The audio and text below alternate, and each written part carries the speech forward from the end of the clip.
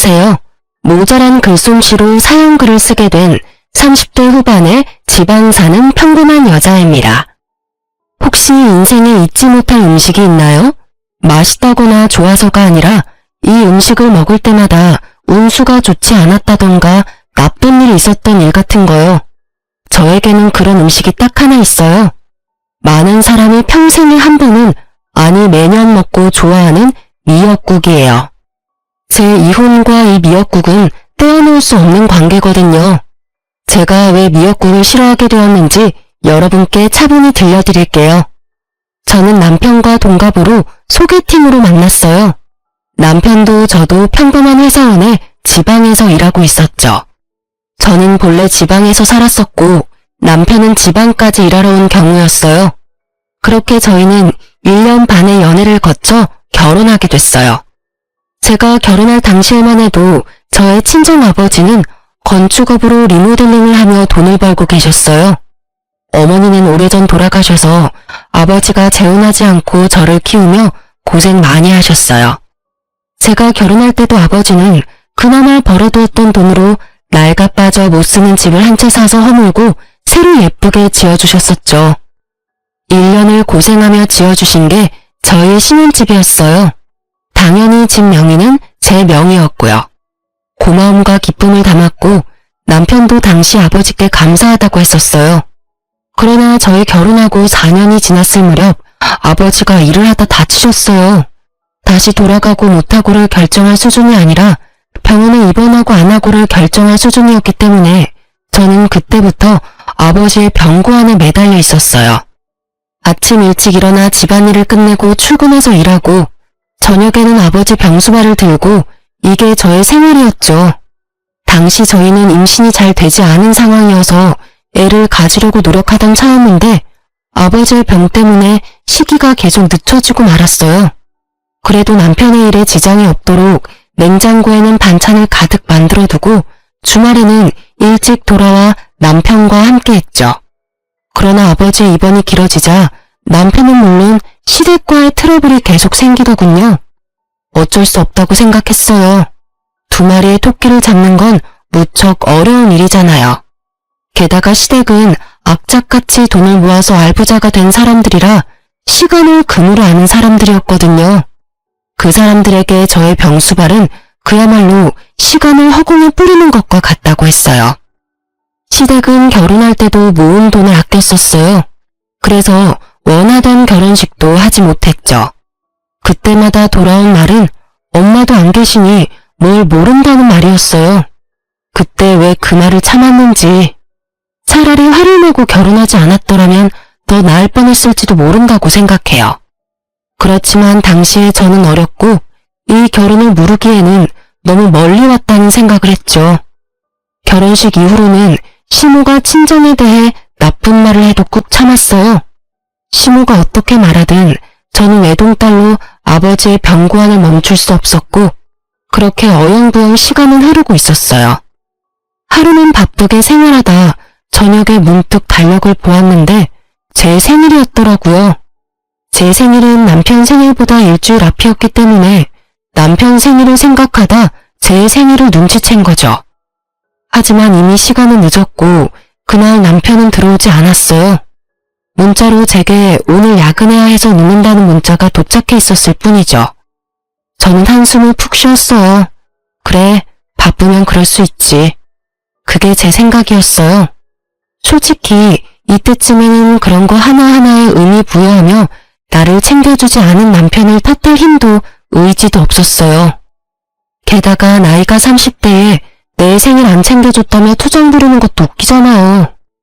저는 그냥 이번 생일은 그냥 넘어가자 하고 편하게 생각했어요. 그래도 남편 생일은 챙겨줘야겠다 싶었는데 하필이면 그날 아버지 수술 날짜가 잡혀 있었어요. 남편과 함께 있었으면 했지만 아버지의 보호자가 저뿐이니 어쩔 수 없이 아침에 남편 미역국을 한솥 해놓고 냉장고에는 찜갈비와 잡채를 미리 해두었어요. 저는 탁자 위 쪽지에 용건과 축하한다는 말을 써놓고 병원으로 향했어요. 아버지의 수술은 그리 성공적이지는 않았어요. 그냥 상태를 지켜볼 수밖에 없다는 상황이었죠. 아버지가 정신을 차릴 때까지 병원에 있다 보니 이미 저녁 시간대가 되었더군요.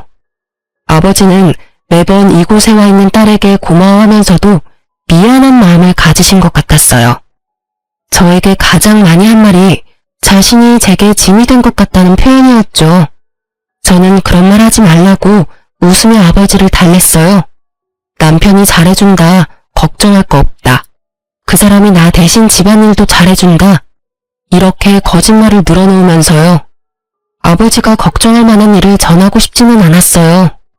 제가 한 말이 거짓말이라 하더라도 아버지에게 마음의 위안이 될 수 있었다면 다른 거짓말도 많이 했을 거예요. 그렇게 저녁 9시쯤 저는 집에 도착했어요. 지친 몸을 이끌고 집 안에 들어서는데 현관에 신발이 가득하더군요. 평소보다 많은 신발에 이 늦은 시간에 누가 왔나 싶어서 안으로 들어갔더니 시모, 시부, 남편까지 거실에서 TV를 보며 저를 기다리고 있었더군요. 어머님, 아버님, 당신까지 오늘 무슨 일 있었어요? 왜 저희 집 거실에서... 너 여태껏 어디서 놀다 왔어? 놀다 오다뇨. 오늘 아버지 수술 날짜 잡혀서 아버지 수술하는 거 기다리고 깨시는 것까지 보고 왔어요. 허구한 날 그놈의 아버지. 예, 너는 아직까지 결혼한 게 실감이 안 나니? 주가 외인이라는 말이 왜 생겼는지 몰라? 너 시집 오면 우리 집에 충성해야 하는 거야, 충성. 제가 충성을 안 하는 게 있었나요? 시댁 어르신들 생신 때든 어버이날이든 추석 명절에도 꼬박꼬박 가고 김장도 빠진 적 없고요. 일주일에 한 번씩 꼬박꼬박 전화도 드리는데 제가 뭔가 모자란 게 있었나요? 너희 아버지한테 너무 목매는 거. 아무리 사돈어른이 혼자서 힘들게 사신다고 해도 너는 우리 집에 더 노력을 해야 하잖아. 너 오늘 네 남편 생일인데도 다 잊어버렸더라. 내가 그 이야기를 듣는데 어찌나 마음이 아팠는지 모르지? 내가 얘를 어떻게 키웠는데, 그렇게 정성을 다해서 키웠는데 네가 어떻게 애 생일날 미역국 하나 안 끓여줄 수가 있어? 너희 아버지가 그렇게 대단하니? 그렇다고 내 아들 핍박할 이유는 없잖아. 이럴 거면 결혼을 왜 했니? 혼자서 홀아버지 모시고 쭉 살면 됐지. 어머님, 제가 왜 남편을 핍박해요? 당신 설마 지금 내가 생일상 안 차려줬다고 부모님 모셔온 거야? 나이가 35인데 나한테 이야기하면 될 걸 굳이 부모님까지 모셔와서? 저는 웃음밖에 안 나왔어요. 이 상황이 진짜 웃겼거든요. 나이 35에 마누라가 미역국 안 차려줘서 시모에게 일러바친 남편. 이게 무슨 꽁트인가 싶은 정도였죠. 실수가 실실 나오려는 걸 참으면서 남편에게 말했죠. 당신 혹시 밥 차려 먹으려고 생각은 했어? 내가 탁자에 쪽지 남겨놨는데 못 봤나 봐? 그제야 남편이 흠칫하더군요. 나도 밥 차려 먹으려고 했지. 그리고 쪽지? 난 못 봤는데. 이상하네.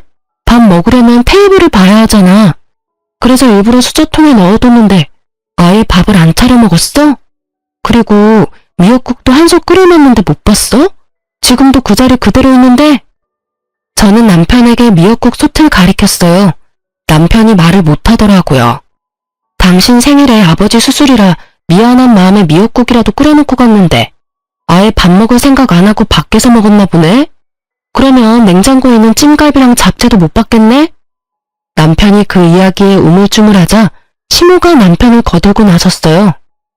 아니, 만들어 놓기만 하면 뭐해? 같이 축하를 해줘야지. 생일을 챙긴다는 건 상대방을 존중해준다는 말이야. 넌 어떻게 된 애가 그런 기본적인 것도 몰라?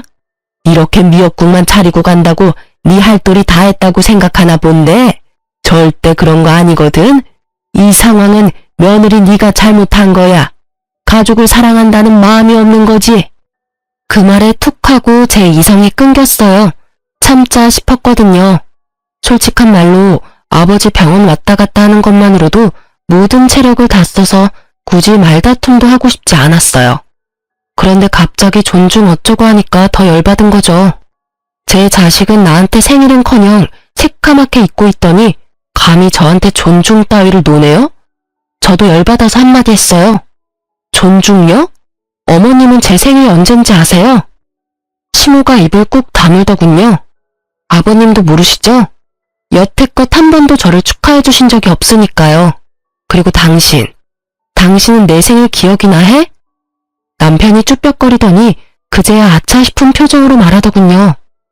내 생일 일주일 전이잖아. 맞아. 그때 당신이 내 생일에 축하한다는 이야기 해줬어? 아니면 밥이라도 한 끼 사줬니? 아니면 선물이라도 줬어? 남편은 아무 말도 못했고 시모와 시부도 아차 싶은 표정이었어요. 당신이 내 생일을 잊었다는 거 나 아무 말 안 하고 넘어갔어. 나도 당신도 바빴던 데다가 그런 거 따질 나이도 지났으니까. 근데 어머님 말씀 들으니까 화가 나네? 당신은 어떻게 나를 그렇게 존중할 생각이 없어? 아니면 나를 가족으로 생각을 안 한 거야? 아니면 아예 관심이 없었니? 제가 쏘아붙이는 말에 남편도 시모도 절절매더군요. 시모는 본인이 한 이야기가 있으니 뭐라 하지도 못하고 남편은 잊어버린 게 본인이 맞으니 아무 말 못하고. 그런 건 아닌데. 아이씨, 엄마는 왜 별것도 아닌 거로 이렇게 집에 와서 난리를 쳐대. 그냥 조용히 넘어가도 됐잖아. 뭐? 네가 나한테 와서 며느리가 너한테 신경 안 써준다고 한마디 해달라고 그랬잖아. 뭐 결국은 그런 거죠. 남편이 또 나이값 못하고 시모에게 떼쓰더라고요. 일러바친 남편이나 그 말 듣고 아들 집에 와서 며느리 잡는 시모나 50부 100부 똑같은 사람들이죠. 저는 그런 남편에게 말했어요. 하긴 아픈 장인 병원에 한 번을 안아보는 당신이 나를 가족으로 생각했을 리가 없지. 안 그래? 매번 내가 아버지 병원에 가는 걸 싫어했잖아. 그래서 매번 그걸로 싸우고. 솔직하게 말할게. 장인어른 아프다는 소리에도 병원 한 번 안 오는 너한테는 미역국 하나 끓여주는 것도 다행으로 생각해. 시어른과 남편은 제게 아무 말도 못했어요. 자기들이 하는 말을 그대로 돌려줬잖아요. 존중? 가족 사랑? 그게 없는 사람이 누군데요? 열받은 저는 멀뚱멀뚱한 세 사람을 두고 부엌에 가서는 아침에 만들어 놓은 미역국을 모두 싱크대 배수구 거름망에 촥 부어버렸어요. 그리고 다른 반찬들도 싹 다 꺼내서 음식물 쓰레기통에 확 부어버렸어요. 아깝다는 생각은 전혀 들지도 않고 그냥 그 순간은 속이 시원했어요. 내가 저런 남자한테 먹이려고 미역국을 만든 게 정신 나간 짓이지. 두 번 다시 내가 미역국을 만드나 봐라.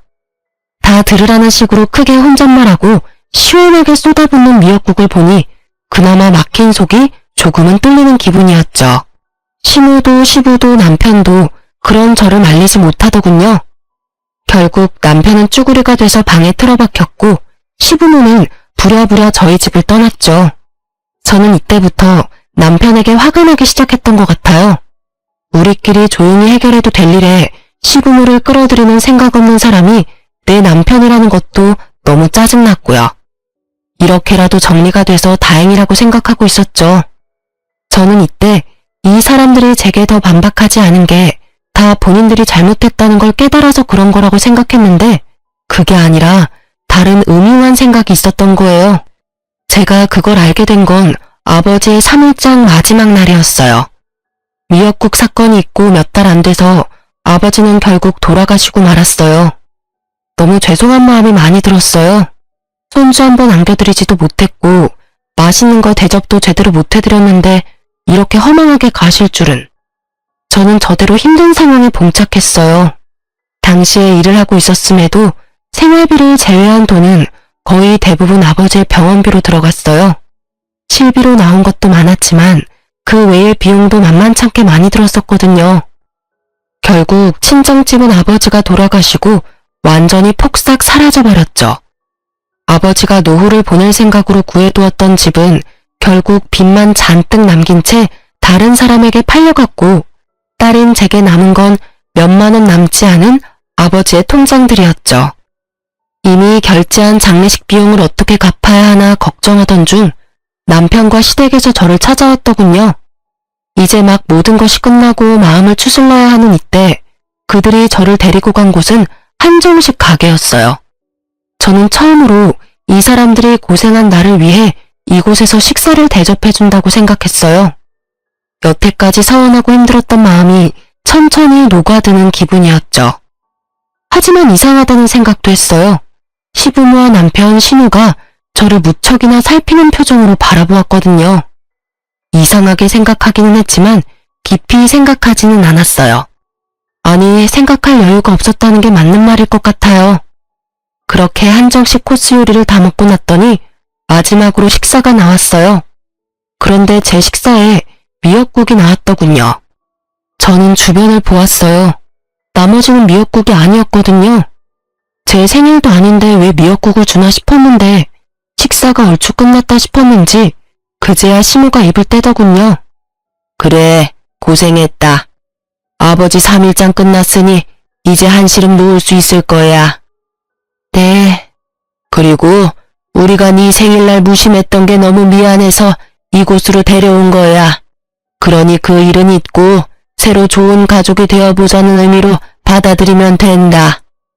이 미역국이 그런 의미였나 싶어 미역국을 한술 떴어요. 입으로 미역국을 가져가려는데 시모가 말을 하더군요. 그리고 네 아버지가 돌아가셨으니 내가 너에게 제안할 게 있어. 너도 그리 나쁘지는 않은 이야기일 거다. 너 병원에 입원해 계신 내 시어머니를 알고 있지? 너의 시조모 말이다. 네, 여러 가지 지병으로 요양병원에 입원해 계신 건 알고 있어요. 너희 아버지 간병하면서 이래저래 병간호 일도 몸에 붙었을 테니 이번에는 네가 너희 시조모 수발을 좀 들어줘야겠다. 저는 순간 당황해서 미역국을 먹지도 못하고 고개를 들어 시모 얼굴을 쳐다봤어요. 제가요? 그럼 너 말고 누가 있겠니? 다 늙어서 힘도 없는 이 시어머니가 아랴? 너 여태까지 네 아버지 수발 잘 들었잖니? 설마 지댁에서 시키는 거라서 하기 싫다는 건 아니지? 공짜로 하라는 건 아니다. 네 시종모 앞으로 보험금이 좀 있어. 그분이 자기 수발 드는 자식에게 그 보험금 전액을 수령임으로 해주겠다 하지 않니? 어차피 오늘 내일 하는 늙은이고 네가 일만 잘해주면 손쉽게 상속받을 수 있는 일이야. 당시 시조모는 간병사가 모시고 있었는데 시조모는 가족들이 자기를 버렸다고 생각한 것 같았어요. 그러면서 수발 들어주는 사람에게 남은 재산인 보험금을 주겠다고 했던 거예요. 시부의 형제자매가 이남 1녀였는데 하겠다고 나선 사람이 선뜻 없던 모양이에요. 그리고 아무 지식도 없는 큰아버지의 손주가 간병하러 갔다가 시조모에게 욕만 얻어먹고 쫓겨난 모양이라 이 사람들은 제가 그 역할에 딱 안성맞춤이라 생각한 모양이더군요. 눈앞에 미역국이 갑자기 꼴도 보기 싫어지면서 제가 여태 이 방에서 먹은 것들이 역겹게 느껴졌어요. 이 사람들이 내게 마음을 써줄 리가 없다는 게 너무나 확 다가왔거든요. 그럼 제가 시조모님을 모시면 그 수령이는 제 이름이 되는 건가요? 그건 아니지. 당연히 아들 이름으로 들어가게 되는 거지. 그럼 안 할래요. 할 필요가 없잖아요. 어차피 남편 이름으로 들어가면 저한테 한 푼도 안 떨어질 테니까. 여보, 무슨 소리야. 내가 당신 섭섭지 않게 잘 챙겨줄게. 부모님 나 당신 3등분하면 딱 되지 않을까? 무슨 소리야. 왜 이야기가 그렇게 돼? 고생은 내가 다 하는데 당신이랑 시부모님은 왜 돈을 그만큼 가져가? 아, 지금 남의 돈 욕심내는 거야? 솔직히 그 보험금이 당신 돈은 아니잖아. 우리 할머니 할아버지가 모은 돈을 왜 네가 다 가져가려고 하는데? 그럼 나한테 시키지를 말아야지. 솔직히 나도 하고 싶은 마음도 없고 돈도 얼마 안 되는 것 같고. 안 그래? 그럼 그냥 그 돈 큰아버지나 고모님 주면 되지. 내가 안 하면 그 돈 구경도 못하는 건 그쪽이잖아. 당신도 말하는 거 웃기네. 내가 돈 욕심을 내? 욕심내는 게 누군데? 나야 일하고 정당하게 받는 거라고 치지만 당신이랑 어머님은 아무것도 안 하고 내가 고생한 거 홀라당 하겠다는 거랑 뭐가 달라? 재주는 곰이 부리고 돈은 주인이 받는다더니 딱 주인 노릇하려고 그러는 거 내가 모를 줄 알았어? 보자 하니까 사람을 아주 집안에 달린 식모처럼 부리려고? 야, 적당히 까불어. 누가 언제 너 식모처럼 부린대? 말 똑바로 해라. 돈 준다잖아. 솔직히 장인어른 아플 때는 돈 없이도 수발 잘 만들더니 왜 시자가 들어가니까 하기가 싫어? 솔직히 네 아버지 노가다로 돈도 못 벌고 고생만 했잖아. 돈 한 푼 없는 영감 모실 때는 효녀인 척 다 하더니 왜? 우리 할머니 보험금 많다니까 그 돈 탐나서 이런 식으로 뻣뻣하게 구는 거야? 너 지금 우리 아버지한테 뭐라고 했어? 새끼야, 지금 네가 살고 있는 그 집도 그 노가다 하는 아버지가 준 집이다. 아, 네가 이런 식으로 생각하는 줄 알았으면 예전에 너랑 인연 끊어버리는 건데. 그리고 네가 돈 준다면 내가 그 수발드는 거 할 줄 알았어? 천만금, 아니 억만금을 줘도 나 그 집에서 수발 안 들어, 미친 새끼. 그 집구석에 자식 손주가 몇 명인데 내가 수발을 들어? 그리고 어떻게 된 집구석이 그 많은 사람 중에 한 사람 나서서 들겠다는 놈이 없어? 양심은 어디다 갖다 팔아먹었니? 남한테 대리효도 시키고 돈 빼내가는 도둑놈 같은 놈이 남의 아버지를 욕해? 그만해라. 너 남편한테 그런 말버릇은 너무하지 않니? 그리고 하기 싫으면 관둬. 대신 그거 하기 싫으면 이혼해. 어차피 우리도 너한테 정 같은 거 없어. 가족이 서류로 연결만 된다고 가족이니? 끈끈한 피가 없이는 가족이 못 되는 거야. 너 대신 우리도 좋은 며느리 찾아볼 테니까 너도 네 갈 길 가. 보자 하니 아주 남편을 쥐잡듯 잡고 있어. 너는 시부모가 눈 시퍼렇게 뜨고 보고 있는데도 아주 남편을 잡는구나. 생각이라는 게 있긴 하니? 이혼하라고 그러면 제가 겁나서 예, 수발 들게요 할 줄 알았나 봐요. 근데 어쩌죠? 저도 이제는 더 이상 그쪽 집안이랑 상종도 안 하고 싶은데 자식 새끼를 어떻게 키우면 저렇게 장인어른한테 막말하는 놈으로 키울 수가 있어요? 게다가 여태껏 그런 성격도 잘 숨기고 있었네. 우리 집에서 편하게 들어와 살면서 열심히 우리 아버지 씹었겠네? 노가다 하는 영감이 해준 집에 돈 한 푼 없이 얹혀 들어와서 살았던 주제. 이혼할 테니까 오늘 내로 당신 짐 챙겨서 나가. 나 당신이랑 같이 사는 거 완전 징그럽고 더러워. 제 말에 벙친 건 남편이었어요. 갑작스레 이혼 이야기가 오가니 본인도 놀란 듯 하더라고요. 뭐 놀란 건 시부모도 마찬가지였지만요. 이혼하라고 하면 제가 겁나서 알겠노라 할 줄 알았나 보더라고요. 그런데 어느 딸이 아버지 모욕당하는데 가만히 있어요? 그런데 남편이 저한테 한숨을 쉬며 진짜 동정심 가득한 표정을 지으며 말하더군요. 당신 지금 제정신이야? 이 집 팔아봐야 얼마 안 나와. 그리고 어차피 재산 분할하면 이 집 판 금액도 나눠야 하고. 어차피 여기서 나쁜 건 당신인데 왜 당신이 당당하게 이혼하자고 하는 건데? 너 돈 있어? 어차피 당신 아버지 병수발 든다고 돈 다 썼을 거 아니야. 괜한 고집 부리지 말고 그냥 하겠다고 해. 그러면 완만하게 끝날 일이잖아. 이혼은 당신 어머니가 하라고 했고 나쁜 건 내가 아니라 너고. 나를 유책 배우자로 만들고 싶은 모양인데 시댁 병수발 강제로 들라고 하는 거 문제 있는 거 몰라? 그리고 남의 아버지 모욕한 것도 문제 있고 나 동정하기 전에 당신부터 동정하는 게 어때? 지금 이 집에서 나가면 어차피 당신 시댁 들어가거나 전세 월세 가야 할 텐데 당신도 돈 그리 많은 건 아니잖아. 안 그래? 오지랖 넓게 내 걱정은 하지 마.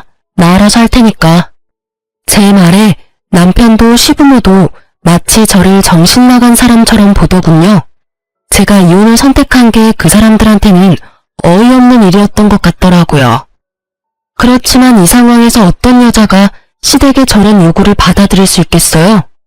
돈 문제를 떠나서 남의 손으로 효도를 시키겠다는 그 마인드 자체가 잘못돼도 한참을 잘못된 거죠.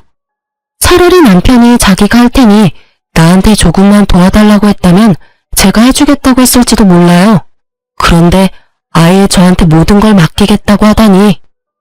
결국 저는 남편과 이혼 조정에 이르게 됐고 이혼은 생각보다 제게 유리하게 진행됐어요. 남편은 제가 집안일을 내버려 두고 친정 일에만 열심히 한다며 저를 몰아갔지만 저는 그 사람들이 해달라고 했던 걸 알려줬죠. 병시중을 요구하고 장인어른을 모욕했던 걸요. 그것도 친정아버지 장례식 마지막 날에 그런 일을 했다고요. 변호사를 잘 만나서 그런지 저는 위자료와 집에 대한 소유를 인정받고 이혼하게 됐어요. 아이가 없어서 어떻게 보면 좀 더 깔끔하게 정리가 됐다고 봐야죠. 그리고 법적으로 서류상으로도 이혼이 정확하게 완료된 날, 저는 미뤄뒀던 일을 한 가지 해결했어요. 바로 아버지의 사망보험금을 타는 일이었죠. 아버지가 병원에 입원하고 통장 관리는 거의 제가 하고 있었는데 매번 아버지가 30만 원 정도는 통장에 넣어두라고 했었어요. 무슨 일인지 물었지만 아버지가 대답을 안 해줘서 자동이체라고는 생각을 했는데 그게 생명보험일 줄은 몰랐거든요.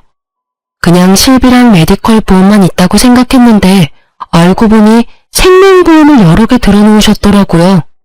하나당 금액은 얼마 안 되는데 다 합치니 1억 5천쯤 되었어요. 저는 받은 위자료와 신혼집 판 돈, 아버지 보험금 다 합쳐서 괜찮은 평수의 아파트를 샀어요. 그리고 제가 아파트를 샀다는 사실이 무척 빠르게 전 남편에게 전해졌더라고요. 제가 카톡 프사에 제 집 사진을 올리자 전 남편이 그날 저녁 바로 제게 만나자고 하더군요. 할 이야기가 있다면서요. 저는 전 남편을 만나러 나갔어요. 무슨 일로 만나자고 했어? 당신 왜 우리한테 말 안 했어? 장인어른 사망보험금 받은 거 당신 진짜 어이없네? 그걸 왜 숨겼어? 숨기고 자시고 간에 아버지 3일장 끝나자마자 나를 한정식 집에 가서 이혼하도록 만든 게 당신이랑 어머님이잖아. 아니, 보험이 있다는 걸 그 뒤에 알았는데 왜 내가 당신한테 그런 걸 이야기해야 해? 당신이야말로 어이없는 소리 하네. 남편의 행동은 아주 가관이었죠. 마치 우리 아버지 사망보험금이 자기 것이라도 됐냐 행동하는 게 너무 웃겼죠. 난 당연히 그거 물어볼 수 있지. 솔직히 이혼하기 전에 그 보험금 있다는 거 알았으면 이렇게 이혼할 상황까지 안 갔을 수도 있잖아. 나도 좀 더 관대한 마음으로. 관대하기는 지랄하고 자빠졌네. 이건 무슨 똥 같은 소리야? 뭐 잘못 먹었어? 아니면 오늘 컨디션이 영 안 좋아? 우리 아버지 보험금이 있다는 사실이 왜 우리 이혼에 영향을 끼칠 수가 있어? 설마 당신 그 돈 탐났어? 그래서 내가 그 돈으로 집 사니까 이렇게 뛰어와서 왜 보험금 있던 거 말 안 했냐고 지금 나한테 따지는 거야? 탐났냐니 사람을 뭘로 보고? 탐이 난 게 아니라 당신이 그런 사실을 숨겼다는 사실에 화가 난 거야. 그 돈이 있었다면 당신이 장인어른 수발 들어갈 때 우리 엄마가 아무 말도 안 했겠지. 솔직히 돈도 안 나오는데 가서 힘만 쓰면 뭐해? 우리는 다 당신 생각해서 그런 말 한 거라고. 그럼 돈만 나오면 뭐든 해도 되고 돈 안 되는 일이면 부모라도 무시해라 뭐 이거야? 와, 대단한 가족이네. 대단해. 당신은 그럼 어머님이 아파서 죽어가도 돈이 안 되면 모시지도 않을 거라 이거지? 어머님이 들으시면 참 좋아하시겠다. 그치? 대놓고 빈정거리는 제 모습을 보더니 남편이 버럭 화를 내더군요. 그런 말이 아니잖아. 다 당신 생각해서 한 말이라고. 솔직히 그 보험금도 원래라면 반 나눠야 하는 게 정상이고. 우리 아버지 보험금 10원짜리 한 장도 가져갈 생각하지 마. 네가 양심 있는 새끼면 여기 와서 이러는 것도 진짜 말이 안 되는 거거든? 양심이 없으니 여기 와서 내내 보험금 이야기만 하고 있지, 나쁜 놈아. 네가 뭐가 그렇게 잘났어? 넌 뭐가 그렇게 잘났는데 힘들게 일해서 번 돈으로 넣은 보험금 네가 달라고 하는데 우리 아버지 생일날 선물은 해줘봤니? 아님 아버지 아플 때 병원에 얼굴 비추기를 했어? 생각할수록 네가 우리 아버지한테 못한 것만 생각나는데 잘한 거 있으면 말 좀 해줄래? 그런 놈이 뭐? 보험금? 아주 지랄을 해요, 지랄을. 내가 아버님한테 뭘 그렇게 못했는데 솔직히 남들 하는 만큼은 했잖아. 네가 무슨 말을 해도 나는 네가 그 돈 혼자 다 먹으려고 그러는 것으로밖에 안 보여. 결과가 그렇잖아. 장인어른도 나한테는 아버님인데 왜 네가 그걸 다 가져가냐는 거지. 아, 말도 안 통하는 새끼. 이 돈이 왜 네 돈이야. 내가 혼자 다 먹든 다 날리든 그건 다 내 거야. 아버지가 내 명의로 넣어뒀다고. 아버지 목숨값을 왜 너한테 줘? 너 내가 우리 아버지 병수발할 때 매번 띠꺼물고 내가 병원 가는 거 싫어했지? 너뿐만이 아니야. 너희 집 가족들 다 똑같이 나한테 그런 표정이었지. 쓸데없는 짓 한다고, 돈 안 되는 짓 한다고, 시댁보다 친정 우선시한다고. 근데 그렇게 말하고 그렇게 행동한 주제에 이제 와서 우리 아버지 보험금 달라는 건 너무 뻔뻔한 거 아니야? 아니지. 뻔뻔한 걸 넘어서서 완전 강도 새끼 아니냐고. 뭐? 강도? 너 지금 말 다 했어? 네가 지금 큰돈 생겼다고 완전 기고만장해서 일어나 본데 이혼한 거 내가 물릴 거야. 그 돈을 이유로 변호사한테 알아보고 그 돈까지 타낼 수 있는 방법 찾을 거라고. 그딴 방법이 있겠어? 이게 내가 결혼하면서 모은 재산이 아니라서 분할 재산에 안 들어가는데 뭘 알지도 못하면서 얼마나 당당하고 아는 척하는지. 우리 아버지 노가다나 뛴다며 모욕적인 말할 때는 언제고 이제 와서 아빠 목숨값을 노려? 넌 진짜 인간도 아니야. 쓰레기지 쓰레기. 내가 미친년이지. 저런 놈도 전 남편이라고 나한테 사과할 줄 알고 나왔더니 사과는커녕 자기 돈도 아닌 돈 내놓으라고 생떼를 쓰러 온 줄도 모르고.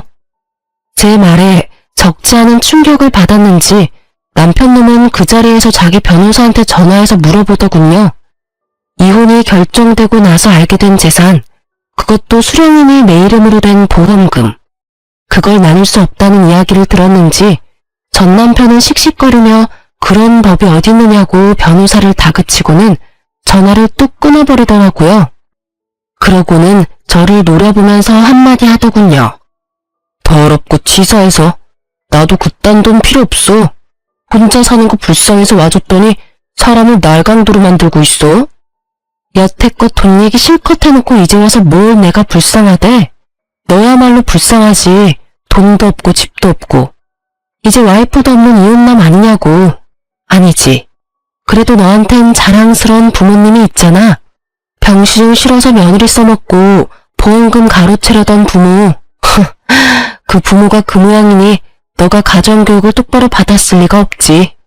한껏 비아냥거리는 제 말에 화가 났는지 전 남편은 이쪽은 아예 보지도 않고 자리를 뜨더군요. 자기가 만나자고 해놓고는 마음대로 안 되니 멋대로 떠나면서 제가 불쌍해서 와줬다는 전 남편을 보며 참으로 헤어진 게 잘한 일이라는 걸 실감했어요. 저런 찌질이 수전루 같은 인간이랑 같이 살았던 시간이 아깝다고요. 그런데 전 남편의 공격이 끝은 아니었어요. 그날 저녁 이후로 시모가 전화 왔더라고요. 너 이 싹수도 없고 돈만 밝히는 년, 너 일부러 이혼하자고 한 거 아니니? 그 돈 다 혼자 먹으려고. 모자지간 아니랄까봐 말하는 게 똑같더라고요. 돈을 왜 먹어요? 그리고 제일 먼저 이혼 이야기 꺼낸 거 어머님인 거 잊으셨어요? 저는 당신 말대로 한 것뿐이에요. 이혼하라고 하길래 더 이상 그 집안 사람들이랑 상종도 하기 싫어서 이혼하겠다고 답한 것뿐이라고요. 그리고 그때는 아버지 보험금 있는지도 몰랐거든요. 그러게 마음을 좀만 더 곱게 쓰시지 그랬어요. 그랬으면 제가 전 남편과 그 돈을 나눴을 수도 있었을 텐데. 아니지. 조금만 더 늦게 저한테 그런 요구를 했으면 그 돈의 행방이 좀 달랐을지도 모르죠. 뭐 어느 쪽이든 어머님과 전 남편이 잘못했다는 건 누가 봐도 확실한 일이잖아요? 그걸 가지고 저한테 책임 전가하지 마세요. 말이라도 못하면 밉지나 않지. 꼬박꼬박 말대꾸해. 그래, 돈 좀 가지니까 아주 네가 왕이라도 된 것 같지? 그게 얼마나 가겠냐? 넌 곧 망할 거다. 그런 악담과 함께 시모는 수화기 너머로 카악 퇴하며 침을 뱉더라고요. 물론 저한테 튈 리는 없겠지만 시모의 의도대로 제 기분만큼은 아주 더러워졌죠. 망하든 잘되든 이제 상관없으니 더 이상 연락하지 마세요. 앞으로 연락하면 내용에 따라 경찰에 신고를 할 수도 있어요. 결국 제 으름장에 시모도 전화를 또 끊어버렸어요. 그렇게 한 소리 퍼붓고 나니 그래도 마음이 조금은 후련했어요. 그 뒤로 연락도 없어서 저는 평화롭게 지내고 있었어요. 아니요, 평화로운 척했죠. 필사적으로. 있는 게 이기는 거라고 생각하면서 말이죠. 그렇게 몇 달이 지난 뒤 저는 전 남편과 아주 어이없는 재회를 하게 됐어요. 그날은 오랜만에 미역국을 만든 날이었어요. 저는 아파트 화장실에 문제가 발생해서 인테리어 업자를 부른 상태였어요. 하는 김에 옛날식 인테리어도 확 바꾸려고 말이죠. 그런데 작업하는 분들이 들어오는데 전 남편이 있더라고요. 저랑 전 남편 둘 다 순간 어안이 벙벙해서 당황했지만 아무 일 없는 척하며 그들을 대했어요. 전 남편도 다른 사람들과 똑같이 작업복을 입고 있더군요. 그걸 보는데 처음에는 당황해서 말도 안 나왔지만 계속 보다 보니 웃음이 계속 나올 것 같더라고요. 저희 아버지 노가다 한다며 욕해놓고는 본인이 이혼한 지 몇 달 만에 비슷한 사람이 돼서 나타났으니 말이죠. 저도 전 남편도 다른 사람들 있을 때는 아무 말 하지 않았어요. 그리고 점심시간에 다른 사람들이 식사를 하러 간 틈에 저와 전 남편은 이야기를 나눌 수 있었어요. 여기가 당신 집인지는 몰랐어. 좋은 곳에 집 얻었네? 그동안 잘 지냈어? 전 남편은 그동안에 도끼가 좀 빠진 모양이었어요. 마지막에 봤을 때는 그렇게 당당하게 굴며 못되게 굴더니 말이죠. 난 잘 지냈지. 직장도 집도 안정돼서 편해. 당신은? 여기 있는 걸 보니 할머니는 아직 살아계시나 보네? 할머니 돌아가셨어. 그 말에 살짝 저도 놀랐어요. 돌아가셨다니 안 된 일이지만 보험금 받아놓고 전 남편이 이리 사는 게 이상해서 물었죠. 당신 그때 할머니 모시러 간다고 하지 않았었나? 당신 어머님이 나한테 시주머니 모시라고 할 때 그때 이야기해줬었잖아. 그분 모시면 돈 나온다고. 아, 다른 사람이 결국 할머님 수발든 거야? 아니야, 내가 다 했어. 재혼하려니 시간이 촉박하고 어머니가 며느리한테 우리 목 나눠주느니 우리끼리 나누자고 하시는 바람에.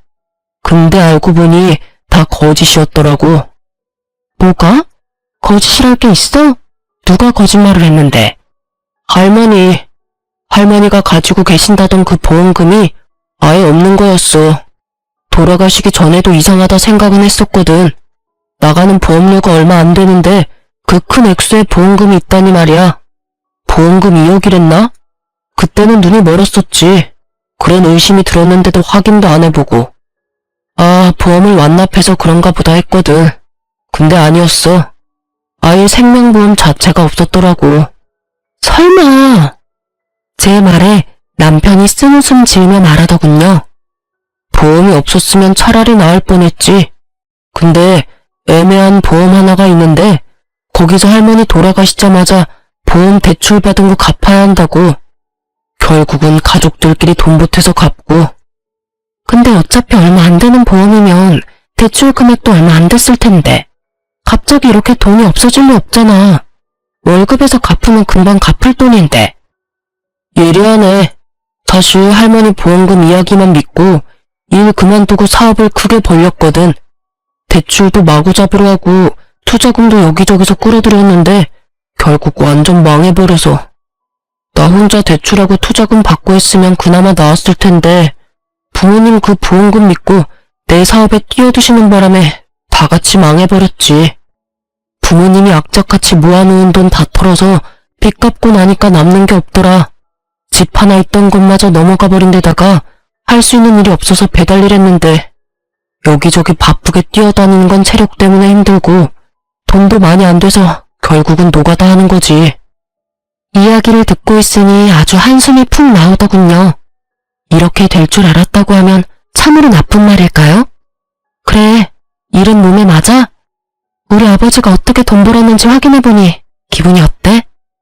그냥 미안하다고 생각해. 내가 그때는 왜 그랬나 싶은 거지. 아주 복에 겨워서.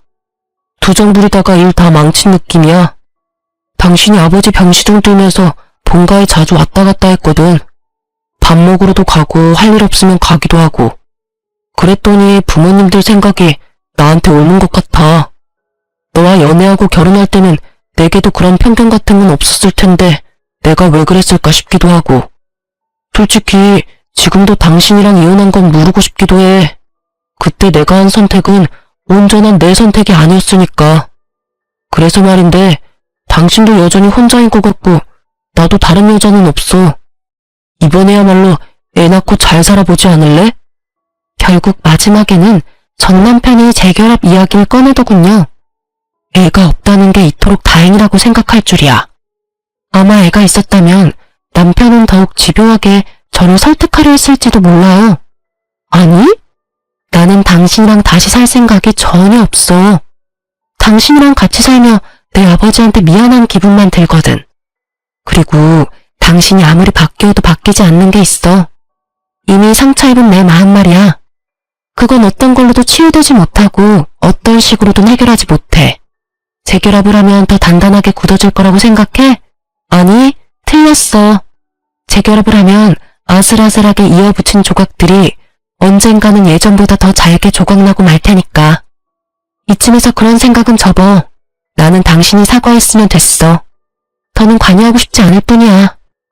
제 말에 전 남편이 고개를 떨구더군요. 자신의 제안을 거절해서 풀이 죽은 건지 화가 나는 건지 모르겠지만요.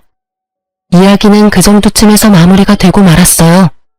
저는 전 남편이 떠나고 나서는 미역국을 모조리 싱크대 거름망에 다 부어버렸어요. 미역국이 마치 저에게 안 좋은 일만 가져다 주는 것 같아서요. 왜 꼭 그날이었을까 싶어요. 물론 우연이었겠지만. 그날 이후로 저는 미역국을 아주 극도로 거부하게 됐어요. 그리고 그 이후로 저는 연애를 하는 중이에요. 사람으로 받은 상처는 사람으로 덮으라는 친구의 말을 듣기로 했거든요. 솔직히 한번 이혼한 여자를 받아주려는 사람이 있기는 할까 싶었는데 세상에는 저보다 더 어이없는 일로 이혼당한 남자도 많더라고요. 그런 남자 하나 만나서 지금은 연애도 일도 하며 즐겁게 지내고 있어요. 지금 만나는 남자도 이혼남인데 상대방은 애가 있다는 점에서 저도 망설이고 있기는 해요. 다정하고 친절하고 가족들도 모두 친절하고 상냥한 사람이라 제가 미역국을 엄청나게 싫어하는 걸 알고는 매년 생일에는 미역국 대신 케이크로 생일을 축하하자고 해주는 사람이죠. 그래서 웬만하면 놓치고 싶지 않아요. 그렇지만 한편으로는 이런 생각도 해요. 제 전남편도 처음부터 그렇게 나쁜 사람은 아니었다는 걸요. 그 사람도 처음에는 뭐든 이해해주고 같이 고민해주는 착한 사람이었거든요. 시간이 흐르면서 변하는 사랑만큼 추한 건 없는 것 같아요. 사랑이 우정이나 정이 된다면 모를까. 저처럼 사랑이 원수가 되면 끝맛이 참 씁쓸하거든요. 그 사람과의 좋은 추억은 여전히 가슴에 있지만 그런 가슴에 못을 박아버린 것도 그 사람이니까요. 그 뒤죽박죽인 상황을 해결도 못하고 끙끙거리면 결국은 손해는 본인만 받잖아요. 그러니 여러분 속으로 앓고 계시지 마세요. 속병 생겨요. 저는 다 털어내고 마음만은 편하게 살고 있어요. 여러분들도 편안한 하루하루를 보내셨으면 좋겠어요. 글 읽어주셔서 감사합니다.